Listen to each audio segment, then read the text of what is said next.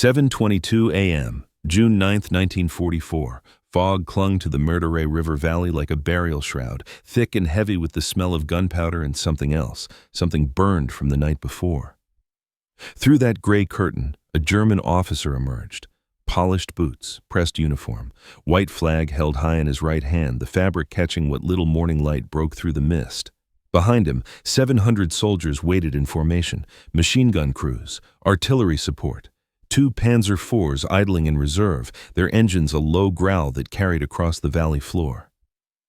The Wehrmacht had brought enough firepower to flatten a battalion. They found 35 men. 35 American paratroopers crouched among the rubble of a bridge that no longer existed, a bridge their own Air Force had bombed into the river 16 hours earlier. They had no food, no water, no reinforcements coming.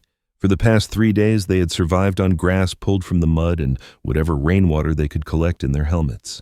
And at the front of this ragged group stood a figure who looked less like a soldier and more like something from a fever dream. Face painted in white war stripes, hair shaved into a mohawk, no rank insignia visible anywhere on his mud-caked uniform. His eyes tracked the approaching German officer the way a predator watches prey, patient, calculating, utterly unimpressed by the 700 rifles pointed at his position. The German officer stopped 10 meters away. His English was precise, educated, carrying the clipped consonants of a man who had studied at Oxford before the war turned him into something else. "You're surrounded," he said. "Cut off from your lines. No reinforcements are coming. No supplies will reach you. Your situation is—" He paused, searching for the right word. "Mathematically impossible." The painted man said nothing. "I'm authorized to accept your surrender," the officer continued. "You will be treated according to the Geneva Convention. Your wounded will receive medical attention. This is not a threat. This is the only logical outcome. Surely you can see that." For a long moment, the only sound was the distant rumble of artillery and the soft drip of condensation falling from shattered tree branches. Then the painted man spoke. "I appreciate the offer." His voice was calm, conversational, as though discussing the weather rather than his own annihilation. "But I think you misunderstand the situation." The German officer raised an eyebrow. "Do I?" "You do." The painted man gestured vaguely toward the massed troops behind the white flag. "You have 700 men. We have 35. You have tanks. We have rifles. You have supply lines. We've been eating grass." He paused, letting those facts settle. "So let me give you 3 options." The German officer's expression shifted. Not quite amusement, not quite concern, something caught between the two. "Option 1, the painted man continued. "You retreat. Go back down that hill, find somewhere else to be, and we all pretend this conversation never happened. Unacceptable. Option 2, we negotiate. You give us food, water, safe passage to our lines. In exchange, we don't make you explain to your commanding officer how 700 soldiers spent an entire morning failing to take a position held by 35 men who haven't eaten in 3 days. The German officer's jaw tightened. Also unacceptable. "Then that leaves option 3. The painted man smiled, not a friendly smile, not a desperate smile, but the smile of someone who had already calculated every variable and decided the math favored chaos. "You attack, uphill, into fortified positions, against men who have been eating grass for 3 days and are extremely irritated about it." Silence. The German officer studied the painted man for a long moment. 35 starving paratroopers against 700 Wehrmacht soldiers with armor support. The outcome should have been obvious, should have been inevitable. "You are insane," the officer said finally. "Probably." The painted man shrugged. "But I'm also still here. And you're the one standing in the open with a white flag." The German officer turned and walked back to his lines. The white flag disappeared into the fog. 72 hours later, 127 German soldiers lay scattered across that hillside. The Panzer IVs retreated without achieving a single objective. 5 coordinated assaults, infantry, mortars, artillery, armor, all failed. American casualties, 0. Not one man lost, not one wound that required evacuation. 35 paratroopers against 700, and the Germans could not take a single inch of ground. The man with the painted face and the mohawk haircut was named Jake McNeese. I'm 25 years old. 8 separate disciplinary actions during training, never promoted above the rank of private. The United States Army had tried to discharge him on multiple occasions and failed every single time. Not because he followed orders, not because he respected the chain of command, not because he fit into any system the military had ever designed, because he was better at killing than anyone they had ever trained. And the Army had spent 4 years learning a brutal lesson. The only way to use Jake McNeese was to stop trying to control him. But to understand how one undisciplined paratrooper became the most effective soldier in the 101st Airborne, you have to go back further. Back to Oklahoma, back to the Great Depression, back to a 10-year-old boy who learned that survival meant taking what you needed and ignoring anyone who told you otherwise. Jake McNeese grew up poor in a state that was already poor before the economy collapsed. One of 10 children in a family that survived on hunting, trapping, and fishing, not as recreation, but as the difference between eating and starving. By the time he was 10 years old, Jake had killed more animals than most adults would see in a lifetime. Deer, rabbits, squirrels, anything that moved and could be cooked. He learned to move silently through brush, to read tracks in mud, to wait, sometimes for hours, until the perfect shot presented itself. He learned that patience and precision meant food on the table, and impatience meant empty bellies and a mother who couldn't meet her children's eyes. By 19, he was working as a firefighter, running into burning buildings while everyone else ran out, making split-second decisions that meant life or death, developing an instinct for chaos that would serve him well in contexts he could not yet imagine. Then Pearl Harbor happened. Jake McNeese had every excuse not to fight. Firefighters were classified as essential workers, exempt from the draft, needed on the home front. He could have spent the entire war in Oklahoma, fighting fires instead of Germans, and no one would have questioned his patriotism. He volunteered anyway. Not out of patriotic fervor, not because he hated fascism or felt called to defend democracy. When the recruiter asked why he wanted to join the Airborne, Jake's answer was simple. He liked the idea of jumping behind enemy lines with explosives and depriving the enemy of nice things. That was it. No grand ideology, no burning sense of justice, just a man who had spent his entire life taking what he needed to survive, and who saw the war as an opportunity to do that on a larger scale. Fort Benning, Georgia. Spring of 1942, the first week of paratrooper training. The commanding officer pulled Jake aside on day 1. Standard orientation speech. Discipline, hierarchy, the importance of following orders without question. Jake nodded in all the right places, said he understood, promised to be a model soldier. 3 days later, he broke a sergeant's nose in the mess hall. The incident report was straightforward. Breakfast. Jake had been assigned a specific ration of butter. Army regulation, same as everyone else. A sergeant named Morrison decided to help himself to Jake's portion. When Jake objected, Morrison told him to shut his mouth and eat what he was given. Jake's response was not verbal. The commanding officer, a major named Hendricks, reviewed the paperwork with a growing sense of disbelief. "You broke a non-commissioned officer's nose," he said, "over butter." "He took what was mine," Jake replied. "I took it back." "This is the United States Army, Private. We have procedures for addressing grievances." "Your procedures are too slow. My way was faster." Major Hendricks studied the young man sitting across from him. "I'm 22 years old. Lean build. Eyes that showed no trace of remorse or fear. In any normal unit, this would be grounds for immediate discharge, a clear-cut case of insubordination and assault." But there was another report on Major Hendricks's desk. The demolition course evaluation from that same morning. Jake McNeese had completed the obstacle course in the fastest time ever recorded at Fort Benning, not by a narrow margin, by nearly 40 seconds. His explosives work was described as instinctive and surgical. The same day he broke a sergeant's nose over butter, Jake had set a record that still stood years later. Major Hendricks leaned back in his chair. "You're a problem, McNeese." "I know. The Army doesn't tolerate problems. The Army also doesn't win wars by tolerating mediocrity." Jake met the major's eyes without flinching. "That sergeant thought rank meant he could take whatever he wanted. I taught him otherwise. Now every man in that mess hall knows that Jake McNeese doesn't roll over. That's worth more than butter."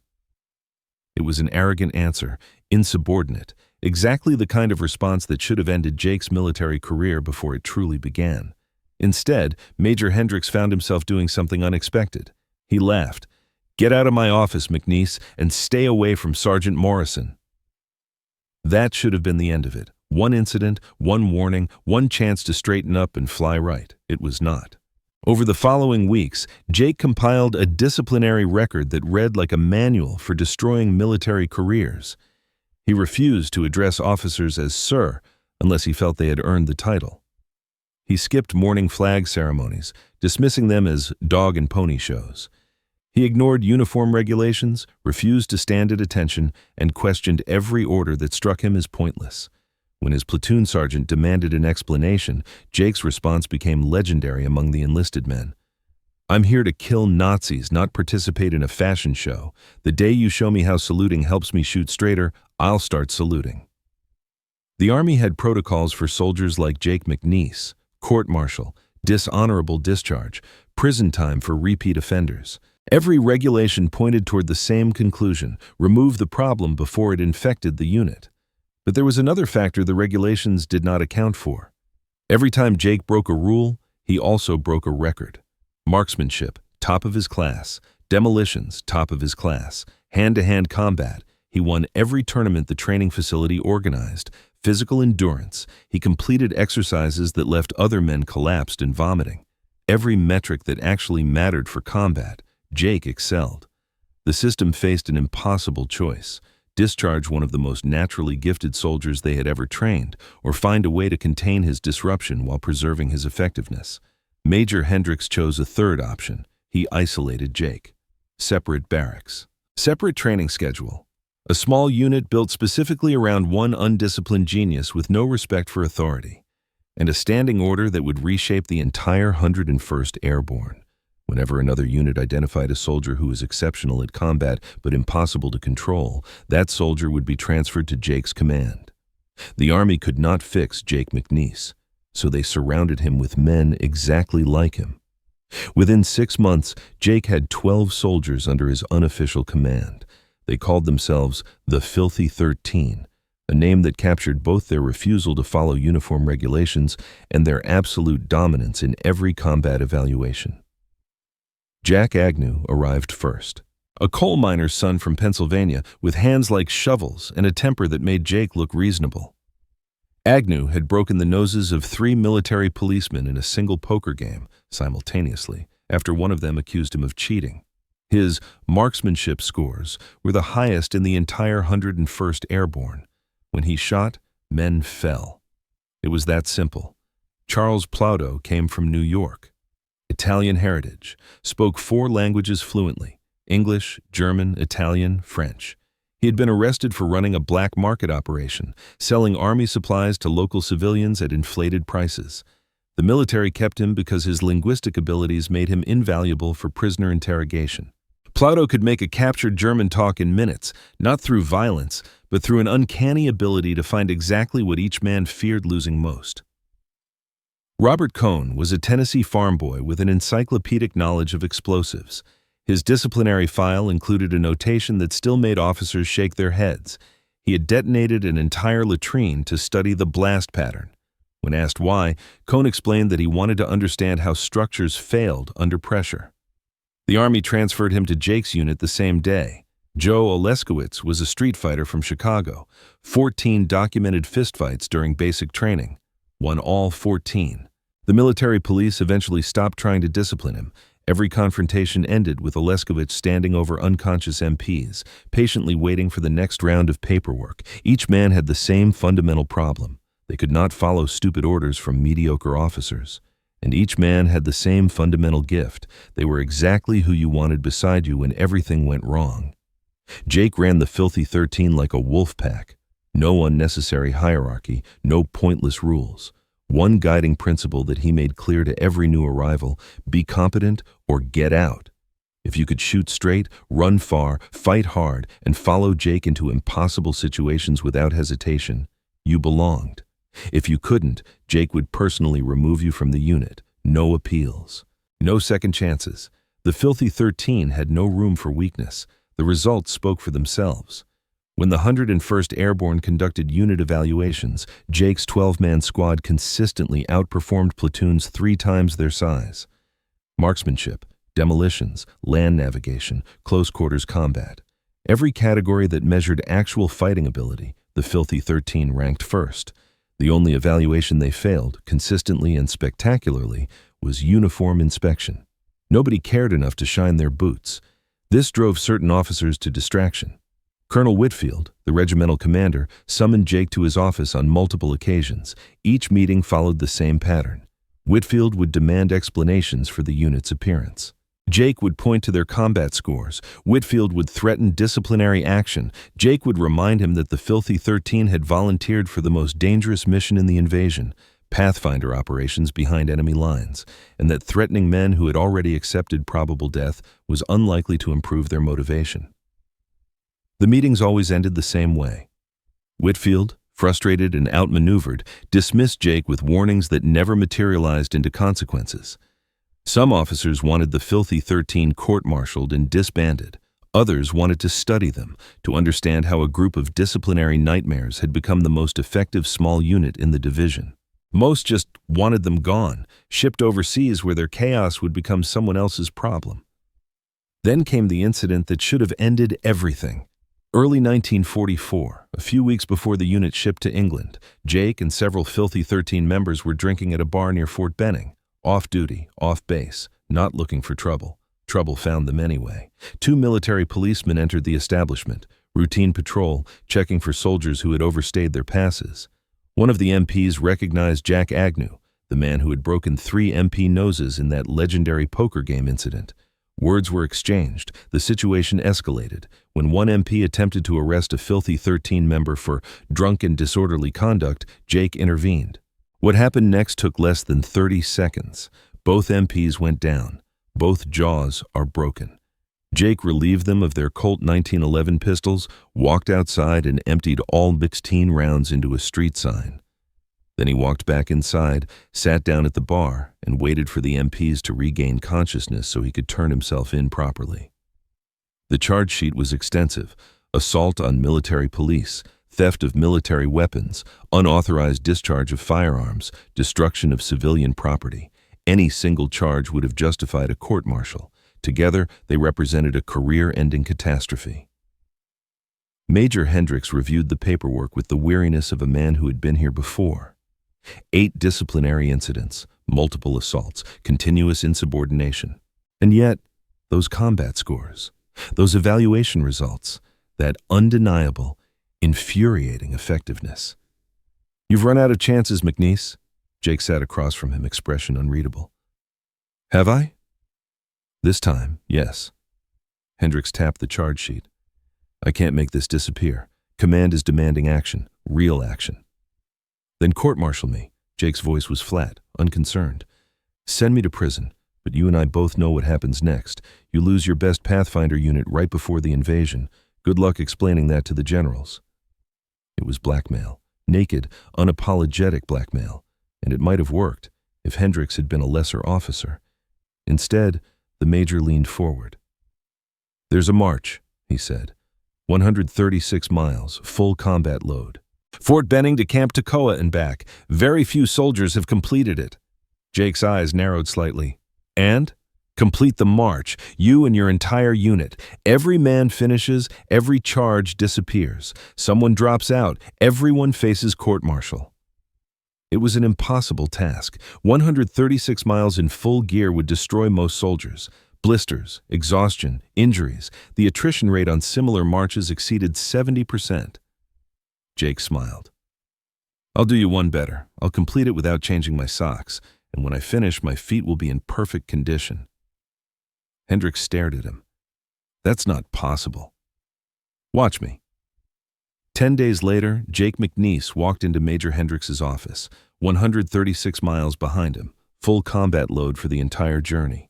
His unit had completed the march with 0 dropouts, and his feet, examined by an incredulous medical officer, showed no blisters, no damage, no signs that he had just walked farther than most soldiers could drive without stopping. "I've been walking since I was 10 years old," Jake explained when asked how it was possible. "My feet are tougher than boot leather. Oklahoma doesn't raise soft men." The charges disappeared. The court-martial never happened, and the Filthy 13 shipped out to England, where they would prepare for the most dangerous night of their lives. Before Jake ships out to England, I want to know, where are you watching this story from? Drop your country in the comments. Our community stretches across the entire world. England, spring of 1944. The countryside was green and ancient, a patchwork of hedgerows and stone walls that had witnessed centuries of history. American soldiers flooded the island, preparing for an invasion that everyone knew was coming, but no one could discuss openly. The Filthy 13 arrived and immediately caused problems. Britain operated under strict wartime rationing. Food was controlled. Hunting was forbidden, especially on lands belonging to the aristocracy.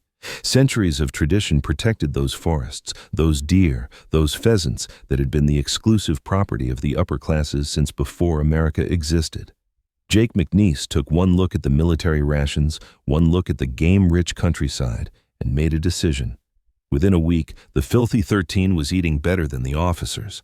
Jake hunted with his M1 Garand, using skills he had developed stalking deer through Oklahoma brush.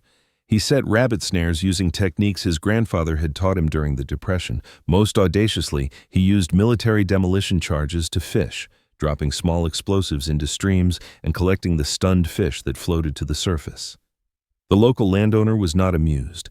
He filed a formal complaint with the United States government, demanding compensation for poached game and threatening an international incident. The commanding officer summoned Jake to explain himself. "Did you hunt on restricted land?" "Yes." "Did you use military explosives for unauthorized purposes?" "Also yes." "Do you have anything to say in your defense?" Jake considered the question. "My men need protein. The rations you're providing are adequate for garrison duty, not for soldiers preparing to jump behind enemy lines and fight for days without resupply. I'm feeding my unit. If that's a crime, then court-martial me." The commanding officer, a colonel named Patterson, rubbed his temples. "You understand this is a serious diplomatic issue? The British government is involved. There will be consequences." "What consequences?" Jake's voice carried a hint of amusement. "You're going to punish me? Send me somewhere dangerous? I volunteered for Pathfinder duty. I'm already jumping into France ahead of the invasion force to mark drop zones while the Germans shoot at me. What exactly are you threatening me with? More danger?" He paused, letting the absurdity sink in. "You can't threaten a man who volunteered for suicide missions with more danger. It doesn't work." Colonel Patterson had no response. The complaint was filed, the paperwork was processed, and nothing happened. Jake continued hunting. The Filthy 13 continued eating well. And the British landowner learned a lesson about the limits of tradition when confronted with determined Americans who did not recognize his authority. June 5, 1944, the eve of the invasion. In a barracks building somewhere in southern England, Jake McNeese prepared for war in a way that captured the attention of everyone who witnessed it. He sat before a small mirror, applying white war paint to his face, broad stripes across his cheeks, lines down his forehead. The pattern was deliberate, almost ceremonial, echoing traditions that predated European contact with the Americas. Around him, other members of the Filthy 13 followed suit. Some painted their faces, others shaved their heads completely, leaving only a single strip of hair running front to back. Jack Agnew carved something into his rifle stock, muttering prayers in Polish that his grandmother had taught him. Robert Cohn checked his demolition charges for the 10th time, arranging them in his pack with the careful precision of a surgeon preparing instruments. A photographer from Stars and Stripes magazine entered the barracks, camera raised. He had been documenting preparations across the base, capturing images for the newspapers back home. But when he saw the Filthy 13, he stopped. These men did not look like the fresh-faced soldiers in the propaganda films. They looked like something older, something primal, warriors from another era transported to the 20th century, their painted faces a declaration that the rules of civilized warfare did not apply to what they were about to do. The photographer raised his camera. The shutter clicked. Those photographs, Jake McNeese and the Filthy 13, faces painted, heads shaved, eyes carrying the flat certainty of men who had already accepted their own deaths, became some of the most iconic images of D-Day. For decades afterward, whenever a documentary mentioned American paratroopers in Normandy, those faces appeared on screen. The men who terrified the military bureaucracy became the symbol of American courage. 11:47 p.m., June 5th. The C-47 transport aircraft lifted off from an English airfield, engines straining against the weight of paratroopers and equipment. Jake sat near the door, feeling the familiar vibration of flight through the metal floor. Around him, 18 men checked their gear for the 100th time. Parachutes, weapons, ammunition, explosives. Each man carried over 100 pounds of equipment, enough to fight independently for days if they landed off target or became separated from the main force. Their mission was simple to describe, nearly impossible to execute. Jump at 1,000 feet over Drop Zone A near Carentan, France. Link up with other Pathfinder units. Secure bridges and intersections to prevent German reinforcements from reaching the beaches where the main invasion force would land at dawn. Simple to describe. But the darkness below hid thousands of German soldiers who knew the invasion was coming. Anti-aircraft batteries lined the coast. Machine gun nests covered every likely landing zone. The paratroopers were jumping into the teeth of the enemy defense.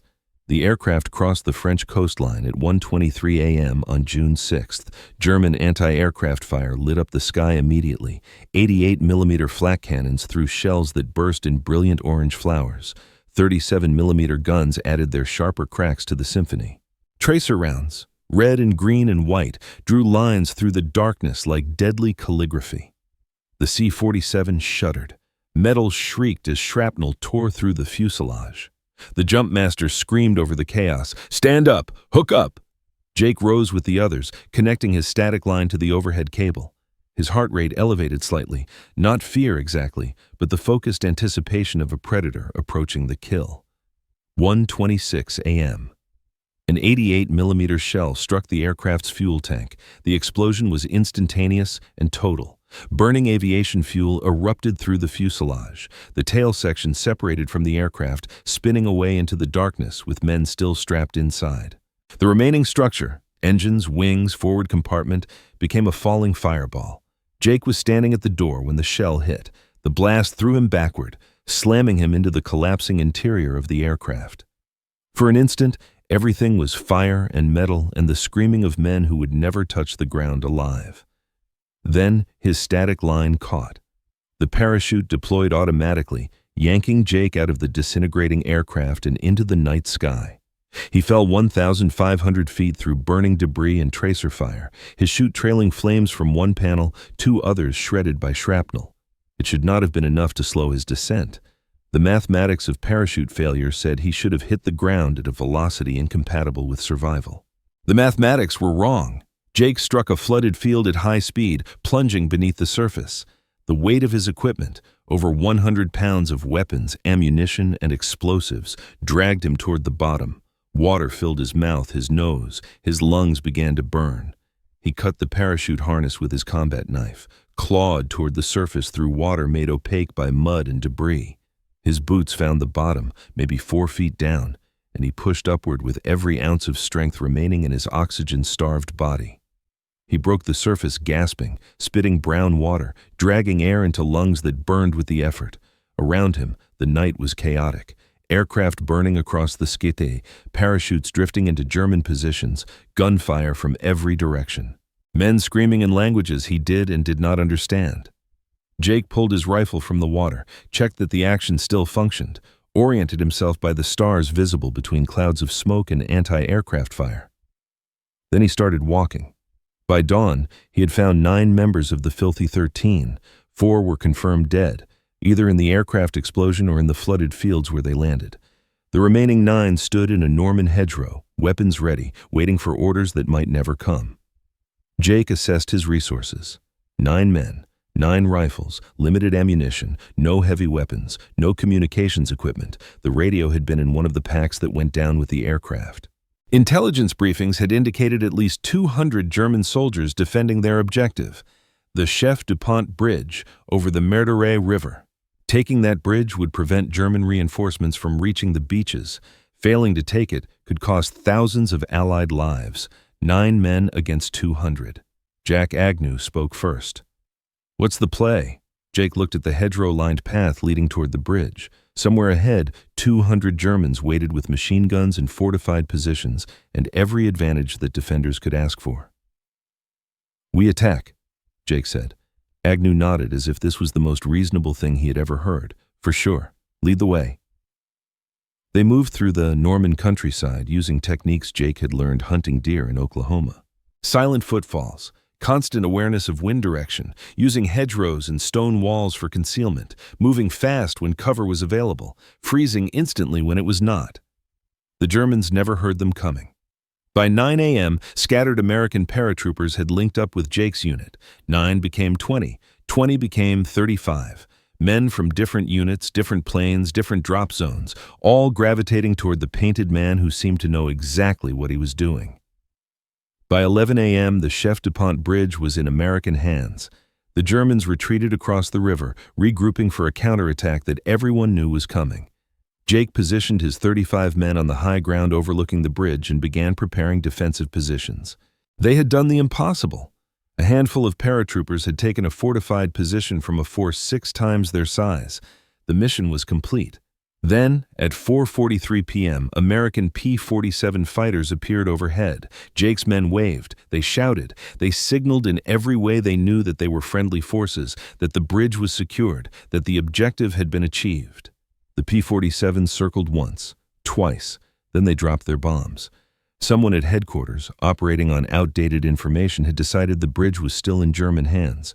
No one had updated the orders. No one had confirmed that American paratroopers had taken the objective hours earlier. Jake stood on the high ground and watched the bridge he had spent all morning capturing collapse into the Meurthe River. Explosions threw stone and timber into the air. The structure that 35 men had nearly died to secure disappeared in seconds, destroyed by the very air force that was supposed to support them. His men stared at the rubble in disbelief. Hours of fighting, constant fear, the memory of dead friends is still fresh, all of it rendered meaningless by friendly fire. Then Jake laughed, not a desperate laugh, not a broken laugh, the laugh of a man who had seen too much absurdity to be surprised by more. "Well," he said, turning to face his men, "we just captured a bridge the army doesn't need anymore." Nobody responded. "Which means," Jake continued, "we're stuck behind enemy lines, no mission, no supplies, no way home." He paused, looking at each man in turn. 35 exhausted faces. 35 soldiers who had every reason to despair. "So we might as well make the Germans regret ever hearing our names." And in that moment, surrounded by rubble, cut off from friendly forces, facing impossible odds, something shifted in the air. The despair lifted, the confusion cleared. Jake McNeese had just lost his mission, but he had found something else, something the Germans would spend the next 72 hours learning to fear. The bridge was gone. The fight was just beginning. Jake did not simply dig foxholes and wait. He studied the terrain the way his grandfather had taught him to study hunting grounds, reading the land itself, understanding how movement would flow across it, identifying where prey would naturally funnel. The high ground overlooking the destroyed bridge offered 3 natural choke points, narrow approaches where any attacking force would compress, bunching together into perfect targets, kill zones that nature had created and Jake would exploit. He positioned his 230 caliber machine guns to cover those choke points with overlapping fields of fire. Any German soldier advancing up the hill would face bullets from multiple angles simultaneously. Jack Agnew, the best marksman in the 101st Airborne, took an elevated position with clear sightlines across the entire approach. "Officers and sergeants first," Jake told him. "Kill the leadership, the attack falls apart." Agnew nodded, already calculating distances and wind. The bar gunners received their own orders: suppress any German support weapons, machine gun crews, mortar teams, anything that could provide covering fire for advancing infantry. Without suppression, German soldiers would advance naked into American guns. 5 men formed a mobile reserve positioned to plug any gaps if the Germans broke through, and everyone, every single man, received the same final instruction: conserve ammunition. The Germans had supply lines, trucks, and depots. The filthy 13 had only what they carried. Then Jake made one more decision that would prove decisive. He positioned his men on the reverse slope, the backside of the hill below the crest. Invisible from the German positions, protected from direct fire, close enough to the fighting positions to reach them in seconds, far enough to survive artillery. June 7th and 8th passed intense waiting. German scouts probed the American positions, testing defenses, gathering intelligence. Jake let them come close, 100 yards, before opening fire. The scouts died. The survivors retreated with reports of determined resistance. Then came June 9th, 7:22 a.m., the German officer with the white flag, 700 soldiers, machine guns, artillery, armor in reserve. Everything the Wehrmacht could assemble against 35 starving paratroopers who had been eating grass for 3 days. Jake gave him 3 options. The German chose violence. 9:14 a.m., the first assault began. 700 soldiers advanced up the hill in 3 waves, 200 in the first echelon, 200 more with machine gun support, 300 in reserve. Standard German doctrine, overwhelming force concentrated against a single point, crushing defenders through sheer weight of numbers. It should have worked. Jake waited. Let them enter the choke points. Let them bunch together, shoulder to shoulder, exactly as the terrain demanded. 100 yards, 75, 50. Fire. The machine guns opened up simultaneously. 500 rounds per minute per weapon. Tracers drew burning lines down the hillside. German soldiers fell in clusters, 3, 4, 5 at a time, as concentrated fire swept through compressed formations. Agnew worked his rifle with mechanical precision. A German lieutenant went down. A sergeant followed. Then another officer trying to rally his men. Each shot removed a leader. Each removed leader created more chaos. The bar gunners found German machine gun crews attempting to establish supporting positions. Suppressive fire kept them pinned, unable to provide the covering fire that advancing infantry desperately needed. 3 minutes. The first wave collapsed. Survivors scrambled back down the hill, leaving their dead scattered across the slope. German casualties, at least 40. American casualties, 0. 11 a.m. The Germans tried again, this time with mortars, heavy barrage, explosions walking across the American positions, shrapnel screaming through the air, trees splintering, earth erupting in geysers of mud and stone. But the rounds fell on the forward slope, the face of the hill visible from German positions. Jake's men crouched on the reverse slope, protected by the hill itself, close enough to feel the concussions, far enough to survive. When the barrage lifted, German infantry advanced again. Same choke points, same result. Concentrated fire into compressed formations. Leadership targeted. Support weapons suppressed. 50 more Germans fell. American casualties remained 0. 2:30 p.m. Artillery replaced mortars. Heavier shells, larger explosions. The hillside trembled under the bombardment. Jake's men pressed themselves into their holes and endured. When the shelling stopped and the infantry came, they rose and fought. Same positions, same tactics, same outcome. 4 p.m. The Panzers arrived. 2 Panzer IV tanks, 75mm main guns, machine guns, armor that rifle bullets could not penetrate. They rolled up the main road with infantry following behind, using the steel hulls as mobile cover. Jake had no bazookas, no anti-tank weapons. The Army had promised delivery after the drop. The Army had lied. He watched the tanks approach through binoculars, calculating. The road passed through a narrow defile, steep embankments on both sides, barely wide enough for armor. The tanks could not leave the road without risking getting stuck. Staying on the road meant limited maneuverability, fixed approach angles, predictable paths. "Ignore the tanks," Jake ordered. "All fire on the infantry behind them." When the Panzers entered the defile, every American weapon opened up, not at the armored vehicles, but at the soldiers using them for cover. German infantry scattered, dove for protection, and stopped advancing. The tanks continued forward. But without infantry support, they were vulnerable, not to Jake's weapons, but to the terrain itself. The road offered no firing positions against the reverse slope. The 75mm guns could not elevate high enough to reach American positions. The tanks sat in the defile, firing uselessly into the hillside, while Jake's men killed every German soldier who tried to support them. 30 minutes. The Panzers retreated. Their infantry was gone, dead, wounded, or fled. By nightfall, 5 major assaults had failed. 127 German soldiers lay on that hillside. Hundreds more nursed wounds in aid stations behind the lines. American casualties, still 0. Dawn on June 10th brought relief forces, elements of the 82nd Airborne who had fought through German lines to reach Jake's position. The commander found 35 exhausted paratroopers still holding the high ground, still ready to fight, still refusing to yield an inch. Status report? Jake looked at him with red-rimmed eyes, out of food, out of water, out of patience. But the Germans never took the position. Casualties? 0. The commander did not believe him. Asked again, received the same answer. Did you bring food? Jake asked. My men are tired of eating grass. 35 men against 700, 0 casualties. If you had been one of those paratroopers eating grass for 3 days, would you have surrendered? Tell me in the comments. The Army did not know what to do with Jake McNeese. He deserved the Medal of Honor. He received a Bronze Star. He deserved promotion. He remained a private. The system could not process a soldier who broke every rule and delivered impossible results. So they kept using him. December 1944, 6 months after Normandy. The Germans launched a massive counteroffensive through the Ardennes Forest, the Battle of the Bulge. Complete surprise. German forces smashed through Allied lines surrounding the 101st Airborne at Bastogne, Belgium.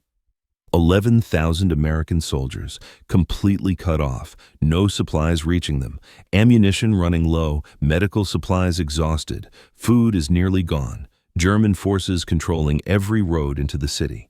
If Bastogne fell, the German offensive would succeed. The entire Allied position in Europe would be threatened. The Army needed someone to jump into the surrounding city, establish radio contact, coordinate aerial resupply drops, a suicide mission requiring a man who had already proven he could survive the unsurvivable. Jake volunteered before they finished explaining. December 18th, 3:47 a.m. Jake and 9 Pathfinders loaded into a C-47. The pilot was blunt. This is suicide. Fog is 0 visibility. German flak surrounds the city. I cannot see where I am dropping you. Jake shrugged. I've survived worse. 7:23 a.m. The aircraft reached Bastogne. The pilot saw nothing but white fog and German tracer fire. No landmarks, no drop zone, no way to know if they were over American lines or German positions. Jake jumped anyway, 1,000 feet through fog, no idea where he would land. The ground appeared suddenly, too suddenly, and he hit hard, rolling through frozen mud into the center of Bastogne. American soldiers stared in disbelief at the paratrooper who had materialized from the clouds. "Where are the Germans?" Jake asked. A sergeant pointed in every direction. Everywhere. Jake spent 2 hours searching the city under fire, finding his scattered Pathfinders. 8 of 10 survived the jump, 2 confirmed dead. 8 was enough. By 10:17 a.m., Jake made the first radio call. Bastogne to Allied Command. Americans holding. Request immediate resupply. The response came in seconds. C-47s were already airborne. Over the next 24 hours, Jake coordinated continuous supply drops. The weather remained terrible. Visibility remained near 0. German flak remained constant. But the aircraft kept coming. Pilots flying blind, trusting nothing but the radio coordinates Jake provided. By December 20th, 247 successful resupply drops had reached Bastogne. Food, ammunition, medical supplies, everything the 101st needed to keep fighting. December 26th, General Patton's Third Army broke through German lines. Bastogne held. The Battle of the Bulge ended because one city refused to fall, and that city refused to fall because Jake McNeese jumped into hell and called down salvation from the sky. No medal for Bastogne. Pathfinder operations remained classified. Jake did not care. 11,000 soldiers survived. That was enough. If you're still watching up to this point, you have followed Jake from a court-martial in Oklahoma to a frozen city in Belgium. Drop a parachute emoji in the comments. Let me know you made it this far. May 1945. Germany surrendered. The war ended. Jake McNeese had survived a plane explosion, held a bridge against 700 soldiers, saved 11,000 men at Bastogne, and remained a private. He returned to Oklahoma carrying invisible wounds. The drinking started slowly. A way to quiet memories, a way to make the nightmares less frequent. Jake had spent 4 years as a weapon, pointed at enemies, told to kill, rewarded for efficiency. Now the war was over, and nobody needed weapons anymore. He didn't know how to be anything else. The alcohol helped him forget. Forget the faces of men he had killed. Forget the friends who died in that burning C-47. Forget the sound of German soldiers screaming on that hillside. For a few hours each night, the memories faded into comfortable numbness. 1951. Drunk driving accident outside Ponca City. Jake wrapped his car around a telephone pole. Fractured skull, broken ribs. The doctor said he should have died. He woke in a hospital bed 3 days later, staring at a ceiling that reminded him of nothing. And in that moment of clarity, pain cutting through years of alcohol fog, he understood what he was doing, destroying the life he had fought so hard to keep. Jake had survived things that should have killed him. The plane exploded. The 72 hours against 700. The jump into surrounded Bastogne. Each time something had preserved him when mathematics and probability said he should die. Maybe, he thought, someone was trying to tell him something. He quit drinking that week, never touched alcohol again, married 6 months later, Mary Catherine, an Oklahoma girl who knew he had served but never learned the details. Jake never told her about Chef DuPont, never mentioned Bastogne, never explained the painted face in those famous photographs. He got a job at the Ponca City post office, selling stamps, sorting mail, living a quiet life that bore no resemblance to the chaos of his youth. 3 children, Little League coaching, church every Sunday. Jake became the kind of man who would never break a sergeant's nose over butter, or so his neighbors believed. For 40 years, he sold stamps to customers who had no idea they were being served by one of the most decorated killers in American military history. The man who held the bridge. The man who saved Bastogne. The man whose painted face symbolized American courage on D-Day. Nobody knew. Jake preferred it that way. His children grew up understanding that their father had served in the war. They never learned he had been the Army's worst discipline problem and most effective soldier. Never learned about the 8 disciplinary actions. Never learned about the impossible odds and 0 casualties. Jake kept his silence deliberately. He didn't want his children growing up thinking war was glorious, did not want them idolizing violence or dreaming of combat. The war had been necessary. Jake had been good at it, but it was not something to celebrate. 2013. Jake McNeese died at 93 years old, 40 years of selling stamps behind him, a quiet life built on the foundation of chaos and violence that he never discussed. The Army had tried to kick him out 8 times. He survived a plane explosion on D-Day, held a destroyed bridge against 700 Germans for 72 hours without losing a single man, jumped into surrounded Bastogne and saved 11,000 soldiers, then spent 4 decades in a small Oklahoma town, telling no one, asking for nothing, living exactly the life he wanted. Because Jake McNeese never sought fame, never wanted medals or promotions or recognition. He had simple goals: kill Nazis, eat breakfast, go home. He accomplished all 3. If this story moved you the way it moved us, hit that like button. Every single person on YouTube tells YouTube to show this story to more people who care about the heroes who got forgotten. Hit subscribe and turn on notifications. We are rescuing these stories from archives and obscurity every single week. You are not just a viewer. You are part of keeping these memories alive.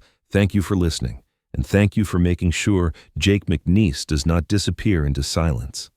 Somewhere in Ponca City, Oklahoma, there is a post office where an old man once stood behind the counter. Customers came and went, buying stamps, mailing letters, never knowing they were standing before a living legend. The painted warrior from those famous photographs, the man who held the bridge, the soldier who saved 11,000 lives at Bastogne. Jake McNeese asked for nothing, told no one, lived quietly until his final breath. Some heroes wear their stories like medals. Others carry them in silence, buried beneath ordinary lives. Jake chose silence. History chose to remember him anyway.